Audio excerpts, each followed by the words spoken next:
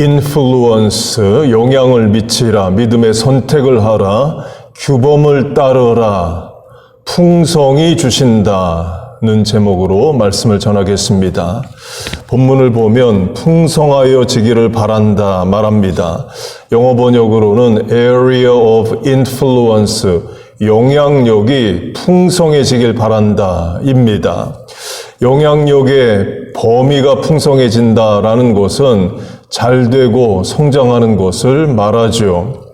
그걸 하나님이 복을 주셔서 풍성하게 된다로 적용을 하겠습니다. 이유는 우리 이민생활 고민 많고 걱정 많고 어려운 삶을 사는데 하나님이 복을 주셔서 건강하고 소원 이루고 잘 되고 영향력 증거하고 풍성해지기를 바랍니다. 목사로서 교인들을 위해 기도하는 내용도 그거예요. 우리 교인들 더 건강해지고 가정 화목하고 소원 이루고 사업 잘 되고 자녀들 효도하기를 기도하고 있습니다. 목사님, 예수 잘 믿고 소원 이루고 성공하고 복받고 풍성한 삶을 사는 것은 기복신앙, 샤머니스틱 페이스가 아닌가요?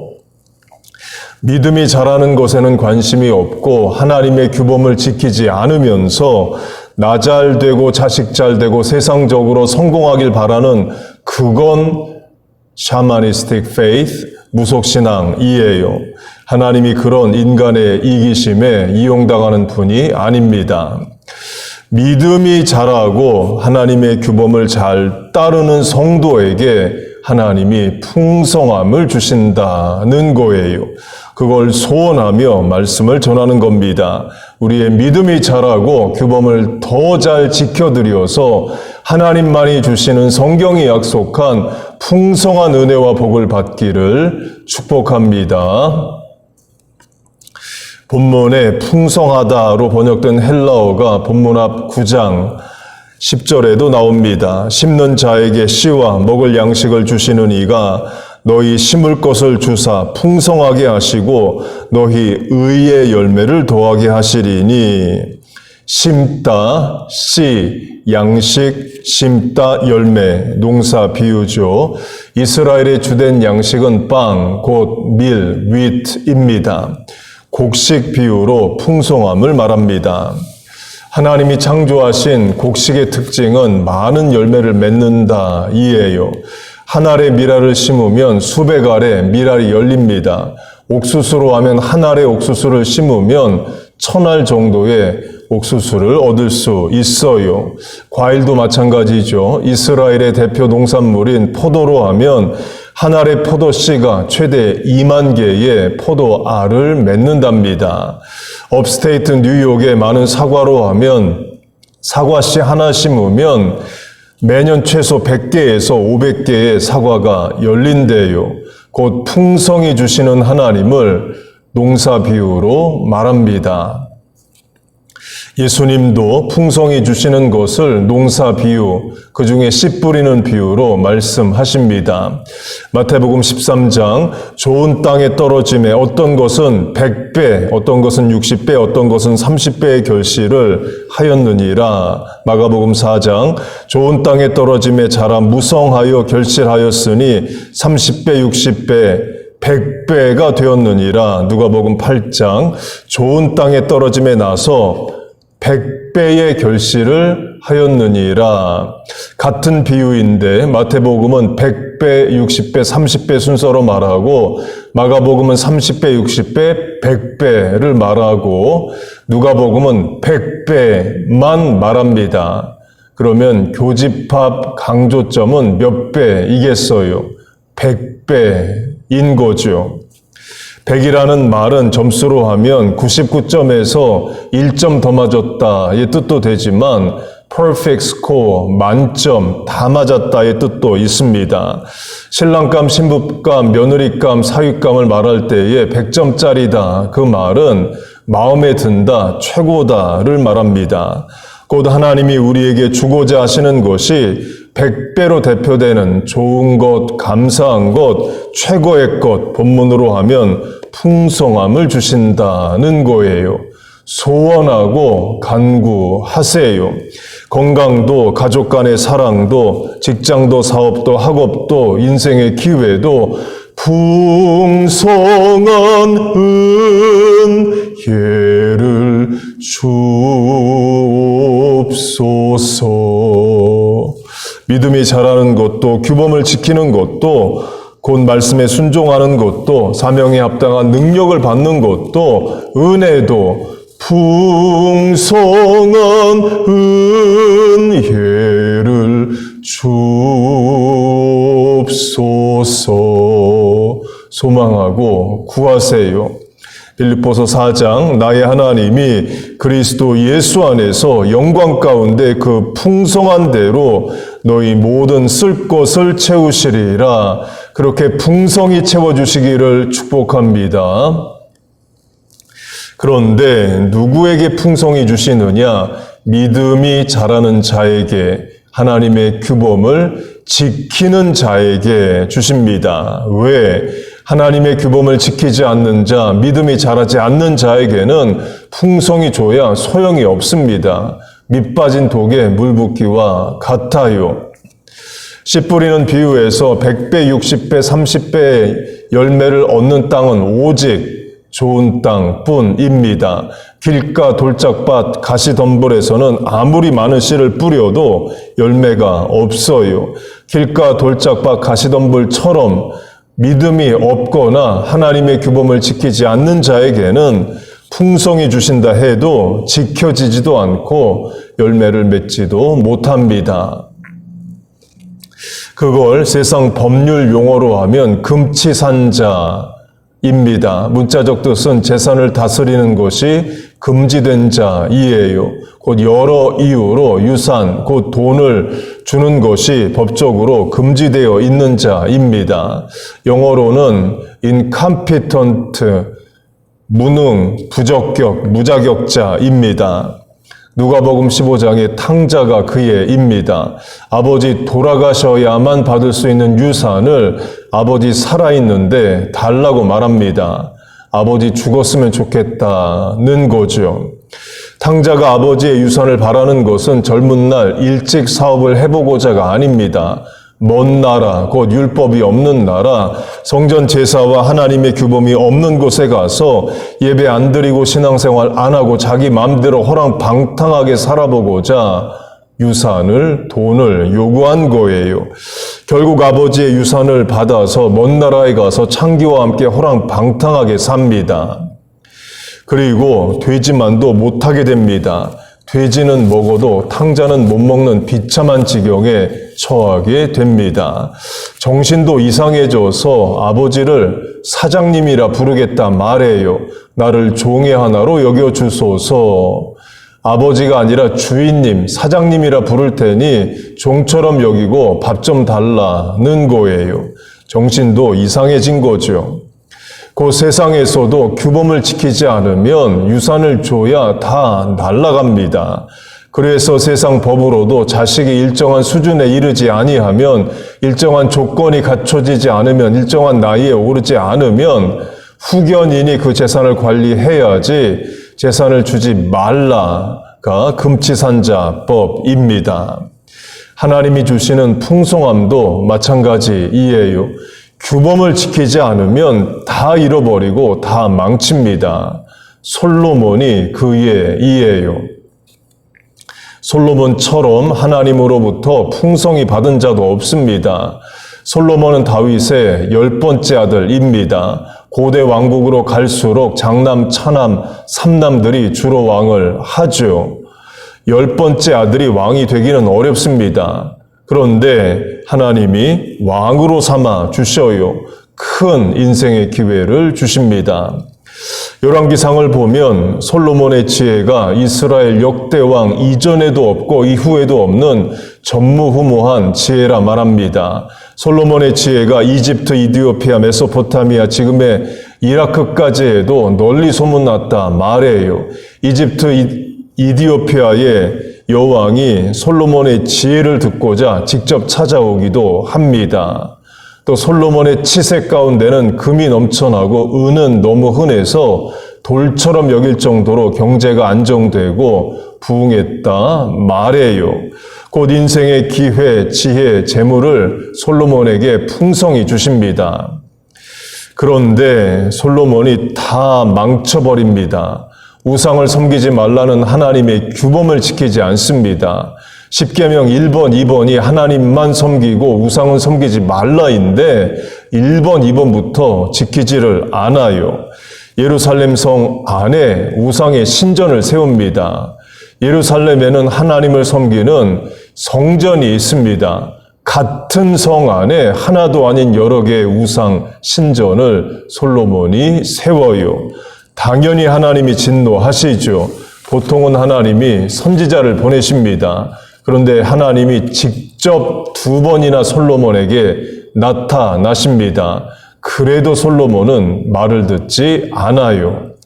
그래서 하나님이 심판하십니다. 솔로몬 생전에 대적을 일으키시고 솔로몬 사후에 나라의 절반을 떼서 다른 자에게 주겠다 심판하십니다. 곧 풍성히 주셔도 믿음이 없으면 하나님의 규범을 따르지 않으면 다 잃어버려요. 풍성함을 지키기 위해서라도 믿음이 자라야 하고 하나님의 규범을 지켜야 합니다. 우리 교회가 노스캐롤라이나에 있는 체로키 인디안 레저베이션에 11번 단기 선교를 갔습니다. 미국 정부가 인디안 보호구역에 카시노, 도박장을 허락해 줍니다. 미국은 세계 최초로 도박을 합법화한 나라입니다. 라스베이거스에 잘 되는 유명한 도박장 하나의 1년 수입이 한국의 현대자동차가 미국에 수출해서 버는 돈보다 더 많답니다. 그 도박장이 큰 돈을 법니다. 미국 정부가 미국 인디안들을 광야 사막이나 산속에 몰아넣었기 때문에 먹고 살라고 도박장을 허락해 준 거예요. 17년 전에 체로키에 가서 들은 이야기입니다. 체로키 도박장에서 체로키 청소년들이 17살이 되면 10만 불의 돈을 일시로 준대요. 17살 청소년에게 10만 불을 주면 어떻게 될까요? 다 써버립니다. 자동차 한 대 사고 오토바이 한 대 사고 술 마시고 마약하고 도박장 가서 다 써버린답니다. 도박장도 안 돼요. 17살에게 10만 불 주면 그 돈 가지고 도박장에 다시 와서 쓴다는 것을 안답니다. 제가 처음 미국 인디안 선교에 간 것이 20년 전입니다. 워싱턴 스테이트의 네스펠렘이라는 인디안 보호구역에 갔습니다. 가자마자 본 게 장례식이었어요. 10대 인디안 청소년이 술 마시고 음주운전하다가 사고사로 죽어 장례식을 치른 것이었습니다. 네스펠렘도 마찬가지입니다. 카지노에서 청소년들에게 큰 돈을 주고 그 돈으로 청소년은 차 사고 술 마시고 하다가 많이 죽는데요. 우리 자식들도 마찬가지죠. 17살에게 10만 불 현금으로 일시불로 주면 호랑방탕하게 써버릴 확률이 높습니다. 세상적으로도 그렇고 신앙적으로도 그래요. 믿음이 없으면 규범을 지키지 않으면 풍성이 줘야 도리어 인생이 망가집니다. 그래서 하나님이 내게 자녀에게 풍성히 주시는 것을 소원하는 만큼 하나님의 규범 말씀을 더욱 잘 지켜야 됩니다. 그래야 풍성함이 유지가 돼요. 디모데후서에 그릇 비유로 하면 그릇보다 더 큰 게 그릇 안에 들어오면 그릇이 깨집니다. 큰 것을 받으려면 그릇도 커져야 돼요. 풍성한 은혜를 주옵소서를 바란다면 우리 믿음도 풍성히 자라고 하나님의 규범도 더 잘 지켜야 합니다. 곧 하나님의 말씀, 계명, 규범을 지키는 게 복을 받는 길이고 복을 유지하는 길이에요. 믿음이 자라고 규범을 지키는 우리와 자녀들 되시기를 축복합니다.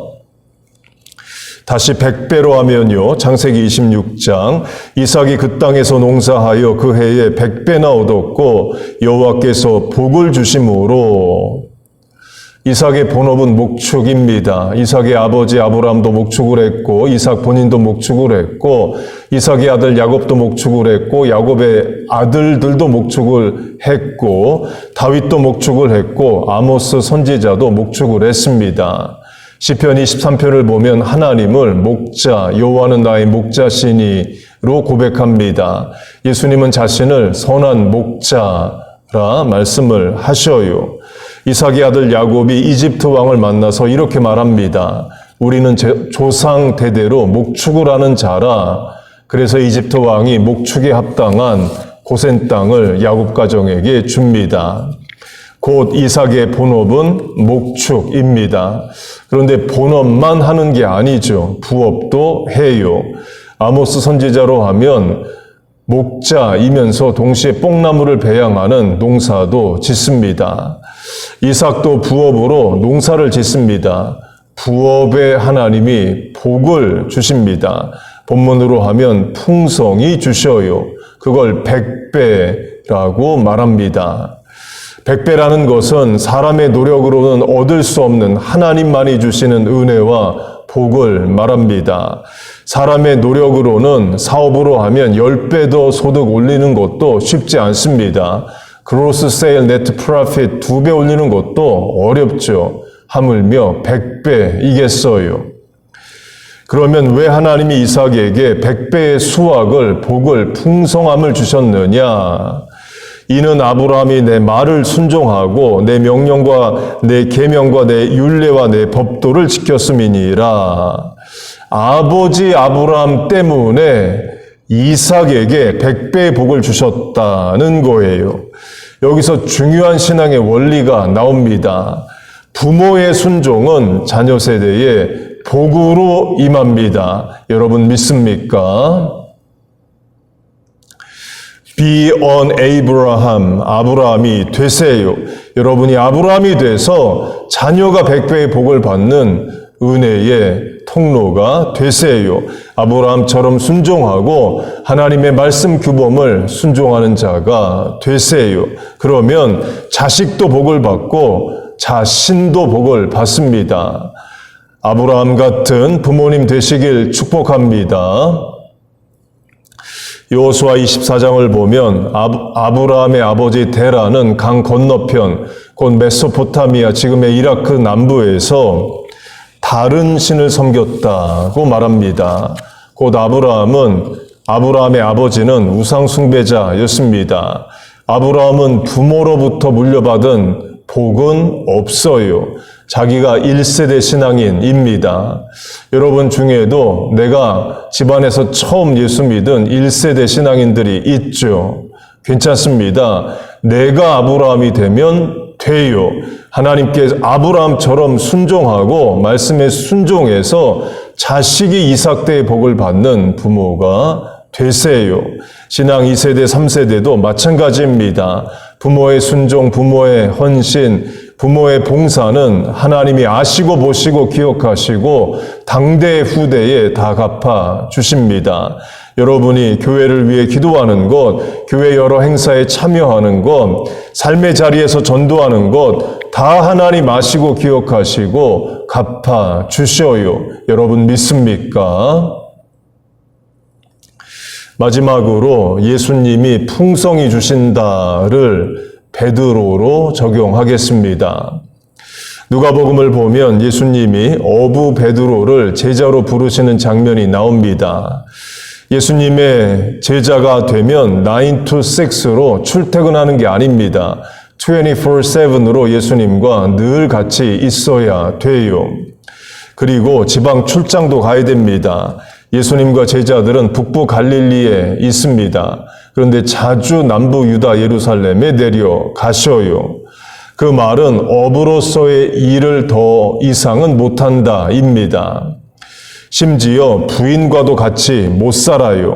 마태복음 8장을 보면 예수님이 베드로의 장모 mother-in-law의 병을 고쳐주십니다. 장모가 있다라는 말은 부인이 있다는 거죠. 곧 베드로가 예수님의 제자가 돼서 예수님을 따라다닌다는 것은 어부로서의 일을 못하는 것은 물론 가정생활도 못하는 게 됩니다. 엄청난 인생의 변화와 결단을 말해요. 그렇게 예수님이 베드로를 제자로 부르시는데요. 그날도 베드로는 물고기를 잡고 있었습니다. 그런데 한 마리도 못 잡습니다. 밤을 새워 잡았는데 잡은 것이 없나이다. 그 상태로 예수님이 제자로 부르신다면 베드로는 어부로서의 마지막 기억이 실패이에요. 빈 그물, 빈 배입니다. 물론 하나님은 실패를 통해서도 성도를 부르십니다. 탕자가 그의 이죠. 되지만도 못하게 되는 실패를 겪게 되자 그제서야 하나님께 아버지께 돌아갈 생각을 합니다. 그런 간증들 많습니다. 없고 부족하고 모자라고 병들었을 때 간절히 하나님을 찾고 하나님의 은혜로 병 낫고 사업 성공하고 부유해지고 본문으로 하면 풍성한 삶을 삽니다. 성공하고 풍성해지자 신앙생활이 게을러져요. 본문으로 하면 규범을 지키지 않습니다. 주일 예배 드리지 않고 신앙생활 나태하게 합니다. 그렇게 계속 놔두면 불신자가 되는 거죠. 그래서 하나님이 망하게 하십니다. 망해야 돌아오면 망하게 하셔요. 그런 간증들 많습니다. 탕자가 그의 이죠. 우리와 자녀들에게는 그런 간증, 그런 경험, 망하고 정신 차리는 그런 일은 없기를 바랍니다. 강조점은 베드로가 예수님의 제자로 부르심을 받고 어부의 삶을 포기하는 마지막 날의 경험이 실패가 될 수 있다는 거예요. 밤을 새워 수고했는데 한 마리의 물고기도 못 잡습니다. 예수님은 그런 상태에서 베드로를 제자로 부르지 않으십니다. 만선, fully loaded ship, 어부로서 최고의 경험, 많은 물고기를 잡게 하시고 어부로서의 삶을 마치고 예수님을 따르는 제자가 되게 하셔요. 본문으로 하면 풍성함을 주시고 제자로 부르십니다. 저는 그런 예수님이 좋아요. 하나님께 부름받는 인생의 순간이 꼭 실패하고 병들고 망하고 어렵고 그래야 되는 것만은 아니죠. 하나님이 복 주시고 풍성하게 하시고 잘 되고 성공한 가운데서도 하나님께 헌신하고 충성하는 삶을 살아야 됩니다. 그렇게 베드로가 밤새 수고했지만 물고기를 한 마리도 못 잡습니다. 예수님이 베드로에게 깊은 데 가서 그물을 내리라 말합니다. 베드로가 순종합니다. 이게 쉬운 일이 아닙니다. 예수님은 목수, 카펜터이에요. 저가 목수가 아니냐? 예수님 목수로 사셨었습니다. 반면에 베드로는 어부이에요. 피싱은 베드로가 전문입니다. 피싱 전문가 베드로가 밤을 새워 노력했는데도 한 마리도 못 잡았습니다. 그런데 피싱 비전문가 목수 출신인 예수님이 그물을 어디에다가 내리라고 말합니다. 육군 보병 대대장이 해군 함정에 올라서 이래라 저래라 하는 것과 같아요. 인간적으로는 베드로가 예수님의 말씀을 따르기가 어렵습니다. 그러나 베드로는 순종합니다. 곧 예수님이 베드로를 제자로 부르실 만한 이유가 있습니다. 이해 안 돼도 설명 없어도 예수님 말씀하시면 순종하는 자세와 태도가 되어 있어요. 곧 베드로의 유능함 때문에 예수님이 부르신 게 아닙니다. 그의 순종하는 자세와 태도를 보시고 제자로 부르셔요.